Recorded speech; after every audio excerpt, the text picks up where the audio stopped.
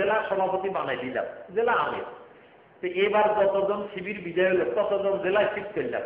পরের বছর আরেক গ্রুপ বাইরে, ওদেরকে যাওয়ার জন্য আর জেলা থাকবে কি থাকবে? আসতে বলো, সরম পাইছো? আপনার জেলা নাই, সব জেলায় দিয়ে দিলাম তোমাদেরকে। তো পরের জেলায় কাদেরকে দেবো? অতএব সবাইকে আমির হইতে হইব, নেতা হইতে হবে, এমপি হইতে হবে, এটার জন্যই না। আমার দায়িত্ব, আমাকে যেখানে ঠিক করে আমি সেখানে হবো। তো আমাদের মূল্যায়ন হয় না। মূল্যায়ন কি? তুমি মূল্যায়ন করবে, তোমাকে মূল্যায়ন করবে এটা বক্তা। অনেকে খুব গরম গরম কথা বলে, এত লোক আমাদের কিছুই করলেন না, নেতাদেরকে জেলে নিল, তাকে কি করলে ভালো হয় বলো? তখন খুব ভালো কথা বলতে পারেন। একজনের সাজেশন দিয়েছে, আমাদের ফ্রন্টের অন্য লোক আমাদেরকে ভালো জানে, তা আমাদের এক লোককে বলছে যে আপনারা কি করলেন, সব নেতাদেরকে অ্যারেস্ট করলে, এত লাখ লাখ শিবির, এত লাখ লাখ জামাত কি করলেন? তো বলেন যে আমরা তো পারলাম না, কি করলে ভালো হইতো? তো তিনি বললেন যে একটা ব্রিজ ভেঙে ফেলতে। হয়তো যদি একটা ব্রিজ ভাঙ্গা, এটা কি সহজ ব্যাপার? আচ্ছা না হয় আপনার কথা ভাঙলা, তো ভাঙলে কি হইল? এই ব্রিজ ভাঙলে কি হইল? সন্ত্রাসের আন্ডারে অ্যারেস্ট হবে।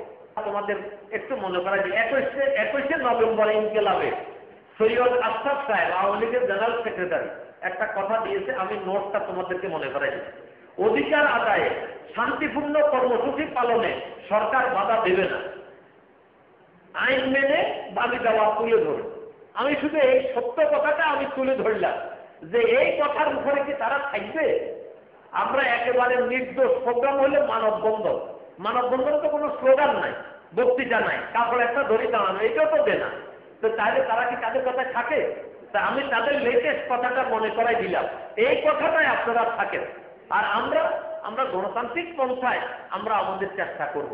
আর এখন আমরা আমাদের সাংগঠনিক শক্তিটাকে তৈরি করার জন্য ঐক্যবদ্ধ হওয়া দরকার এবং আমাদের কোয়ালিটি ডেভেলপ করা দরকার। সমাজের সবচেয়ে অভাব হল সৎ এবং যোগ্য লোকের।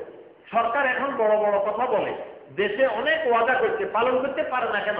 লুটতরাজ কি বাইরের লোকে করে না তার নিজের লোকে করে?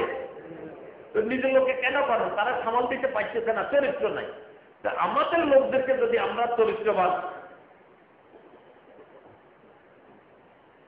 করতে চাই, তাহলে আমাদেরকে তো কোরআন এবং হাদিসের আলোকে তৈরি হইতে হবে।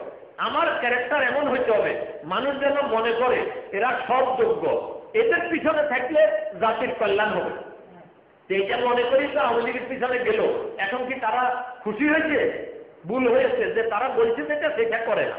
তা আমরা যেটা বলছি এটা যদি আমরাও না করি তো মানুষ বিশ্বাস করবে।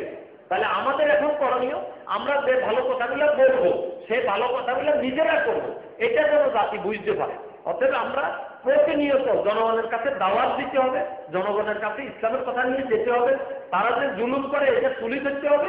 পত্রপত্রিকায় ভালো ভালো লেখা উঠে এটা কাটিং করি, ফটোকপি করি, বিলি করতে হবে। এই জন্য গণসচেতনতা বৃদ্ধি করে বৃহত্তর গণ আন্দোলনের জন্য দলমত নির্বিশেষে একটা ঐক্যবদ্ধ আওয়াজ তুলতে হবে, আন্দোলন সৃষ্টি করতে হবে। আর সেই আন্দোলন ছাড়া মানুষের যে দুর্ভোগ, পানি, বিদ্যুৎ, গ্যাস, চুরি, ডাকাতি, কোরবানির চামড়া চুরি করা, সন্ত্রাস করা, কোনো কিছু বন্ধ করা যাবে না যদি আমরা ওই রকম একটা পরিবেশ সৃষ্টি করতে না পারি। আল্লাহ তাআলা আমাদেরকে ধৈর্য ধরে নিজেদেরকে তৈরি করার এবং ঐক্যবদ্ধ আন্দোলনের জন্য, জনগণের সম্পৃক্ততার জন্য যে ধরনের ক্যারেক্টার দরকার, আমরা যেন এরকম চরিত্রবান হতে পারি, আল্লাহ আমাদেরকে এই তৌফিক দিন। আর আমৃত্যু আমরা যেন তার পথে চলতে পারি, তার জন্য যে সাহস, যে হিম্মত, যে সিদ্ধান্ত দরকার, আমরা যেন সেই সিদ্ধান্ত নিয়ে জনগণের সহযোগিতা নিয়ে, আল্লাহর সাহায্য নিয়ে যেন আমরা এগিয়ে যেতে পারি, সেই তৌফিক তিনি আমাদেরকে দেন।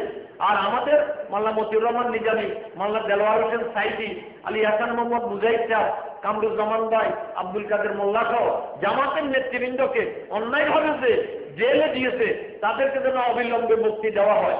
মাওলানা মতিউর রহমান নিজামী আমেরিকান ইউনিভার্সিটির স্টাডিতে 500 লোকের একটা তালিকা হয়েছে, সবচেয়ে জনপ্রিয় ইসলামী ব্যক্তিত্ব এবং জনহিতৈষী। সেখানে মাওলানা মতিউর রহমান নিজামীর সিরিয়াল হলো 43, কত উপরে। আর তাকে বলছে গাড়ি ফোয়ায়। সাইদি সাহেব 2 বারের এমপি, বলছে 29,000 লোক হত্যা করছে। এগুলা কি নাটক না সত্য কথা? নাটক। অতএব এই অভিযোগ দিয়ে আল্লাহর মেহরবানি কিছুই করতে পারবে না। আমরা যদি ঐক্যবদ্ধভাবে গণ আন্দোলন সৃষ্টি করতে পারি, আমরা আল্লাহর কাছে তৌফিক দেব, তারা যেন সবর করতে পারে, তারা যেন ধৈর্য করতে পারে, এবং আল্লাহ যেন তাদেরকে সম্মানের সাথে মুক্ত মানুষের অধিকার নিয়ে ফেরার তৌফিক দেন। ওয়া মা তৌফিকি ইল্লা বিল্লাহ। আসসালামু আলাইকুম ওয়া রাহমাতুল্লাহ।